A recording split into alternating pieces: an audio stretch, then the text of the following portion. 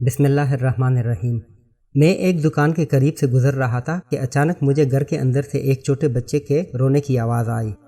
آواز میں اتنا درد تھا کہ مجھے مجبوراً گھر میں داخل ہونا پڑا تاکہ پتہ چل سکے کہ یہ بچہ اتنی درد بھری آواز میں رو کیوں رہا ہے۔ اندر داخل ہونے کے بعد میں نے دیکھا کہ ماں اپنے بچے کو آہستہ سے مارتی ہے اور بچے کے ساتھ خود بھی رونے لگتی ہے۔ میں نے آگے ہو کر پوچھا، بہن بچے کو کیوں مار رہی ہو جبکہ بچے کو مارنے کے بعد خود بھی رونے لگتی ہو؟ خاتون نے جواب دیا کہ بھائی اس بچے کے والد یعنی میرے شوہر اللہ کو پیارے ہو گئے ہیں، ہم بہت غریب ہیں اور میں لوگوں کے گھر میں مزدوری کرتی ہوں، اس کی پڑھائی کا مشکل سے خرچ اٹھاتی ہوں۔ یہ کمبخت روزانہ اسکول دیر سے جاتا ہے اور روزانہ گھر دیر سے آتا ہے، جاتے ہوئے راستے میں کہیں کھیل کود میں لگ جاتا ہے اور پڑھائی کی طرف ذرا بھی توجہ نہیں دیتا۔ راستے میں کھیلنے کی وجہ سے روزانہ اپنی اسکول کی وردی گندی کر لیتا ہے۔ میں نے بچے اور اس کی ماں کو تھوڑا سمجھایا اور چل دیا۔ ایک دن میں صبح سبزی منڈی کچھ سبزی لینے کے لیے گیا تو اچانک میری نظر اسی 10 سالہ بچے پر پڑی جو روزانہ گھر سے مار کھاتا تھا۔ کیا دیکھتا ہوں کہ وہ بچہ منڈی میں پھر رہا ہے اور جو دکاندار اپنی دکانوں کے لیے سبزی خرید کر اپنی بوریوں میں ڈالتے ہیں تو ان سے کوئی سبزی زمین پر گر جاتی اور وہ بچہ اسے فوراً اٹھا کر اپنی جولی میں ڈال لیتا۔ میں یہ ماجرا دیکھ کر پریشانی میں مبتلا ہو رہا تھا کہ چکر کیا ہے۔ میں اس بچے کو چوری فالو کرنے لگا۔ جب اس کی جولی سبزی سے بھر گئی تو وہ سڑک کے کنارے بیٹھ کر اسے اونچی آوازیں لگا کر بیچنے لگا۔ منہ پر مٹی، گندی وردی اور آنکھوں میں نمی کے ساتھ ایسا دکاندار زندگی میں پہلی بار دیکھ رہا تھا۔ دیکھتے دیکھتے اچانک ایک آدمی اپنی دکان سے اٹھا جس کی دکان کے سامنے اس بچے نے ننھی سی دکان لگائی تھی۔ اس شخص نے آتے ہی ایک زوردار پاؤں مار کر اس ننھی سی دکان کو ایک ہی جھٹکے میں ساری سڑک پر پھیلا دیا اور بازو سے پکڑ کر اس بچے کو بھی اٹھا کر دھکا دے دیا۔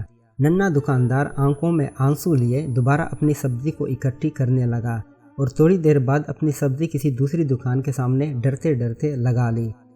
بھلا ہو اس شخص کا جس کی دکان کے سامنے اب اس نے اپنی ننھی دکان لگائی اور اس شخص نے اس بچے کو کچھ نہیں کہا۔ تھوڑی سی سبزی تھی، جلد ہی فروخت ہو گئی۔ وہ بچہ اٹھا اور بازار میں ایک کپڑے والی دکان میں داخل ہوا اور دکاندار کو وہ پیسے دے کر دکان میں پڑا اپنا اسکول بیگ اٹھایا اور بنا کچھ کہے واپس اسکول کی جانب چل دیا۔ میں بھی اس کے پیچھے چل رہا تھا۔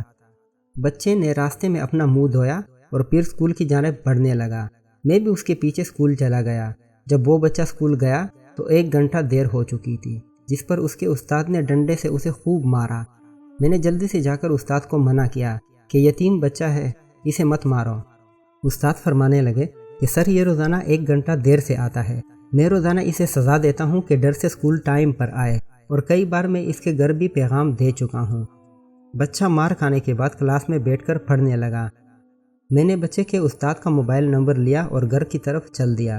گھر جا کر معلوم ہوا کہ میں جو سبزی لینے گیا تھا وہ تو بھول ہی گیا۔ حسب معمول بچے نے اسکول سے گھر آ کر ماں سے ایک بار پھر مار کھائی۔ ساری رات میرا سر چکراتا رہا۔ اگلے دن صبح کی نماز ادا کی اور فوراً بچے کے استاد کو کال کی کہ سبزی منڈی ہر حالت میں پہنچے، جس پر مجھے مثبت جواب ملا۔ سورج نکلا اور بچے کا اسکول جانے کا وقت ہوا اور بچہ گھر سے سیدھا منڈی اپنی ننھی دکان کا بندوبست کرنے نکلا۔ میں نے اس کے گھر جا کر اس کی والدہ کو کہا کہ بہن میرے ساتھ چلو، میں آپ کو بتاتا ہوں کہ آپ کا بیٹا اسکول کیوں دیر سے جاتا ہے۔ وہ فوراً میرے ساتھ یہ کہتے ہوئے چل پڑی کہ آج اس لڑکے کی میرے ہاتھوں خیر نہیں، چھوڑوں گی نہیں اسے آج۔ منڈی میں لڑکے کا استاد بھی آ چکا تھا۔ ہم تینوں نے منڈی کی 3 مختلف جگہوں پر پوزیشنیں سنبھال لیں اور ننھی دکان والے کو چھپ کر دیکھنے لگے۔ حسب معمول آج بھی اسے کافی لوگوں سے ڈانٹ پڑی اور آخرکار وہ لڑکا اپنی سبزی فروخت کر کے کپڑے والی دکان کی طرف چل دیا۔ اچانک میری نظر اس کی ماں پر پڑی تو کیا دیکھتا ہوں کہ وہ بہت ہی درد بھری سسکیاں لے کر زاروں قطار رو رہی تھی۔ میں نے فوراً اس کے استاد کی طرف دیکھا تو بہت شدت سے اس کے آنسو بہہ رہے تھے۔ دونوں کے رونے میں مجھے ایسا لگ رہا تھا جیسے انہوں نے کسی مظلوم پر بہت ظلم کیا ہو اور آج ان کو اپنی غلطی کا احساس ہو رہا ہو۔ اس کی ماں روتے روتے گھر چلی گئی اور استاد بھی سسکیاں لیتے ہوئے اسکول چلا گیا۔ حسب معمول بچے نے دکاندار کو پیسے دیے اور آج اس کو دکاندار نے ایک لیڈی سوٹ دیتے ہوئے کہا کہ بیٹا آج سوٹ کے سارے پیسے پورے ہو گئے ہیں، اپنا سوٹ لے لو۔ بچے نے اس سوٹ کو پکڑ کر اسکول بیگ میں رکھا اور اسکول چلا گیا۔ آج بھی وہ 1 گھنٹہ لیٹ ہی تھا۔ وہ سیدھا استاد کے پاس گیا और बैग डेस्क पर रख कर मार खाने के लिए पोजीशन संभाल ली और हाथ आगे बढ़ा दिए कि उस्ताद डंडे से उसको मार ले। उस्ताद कुर्सी से उठा और फौरन बच्चे को गले लगाकर इस कदर ज़ोर से रोया कि मैं भी देखकर अपने आंसुओं पर काबू ना रख सका। मैंने अपने आप को संभाला और आगे बढ़कर उस्ताद को चुप कराया और बच्चे से पूछा कि ये जो बैग में सूट है वो किसके लिए है।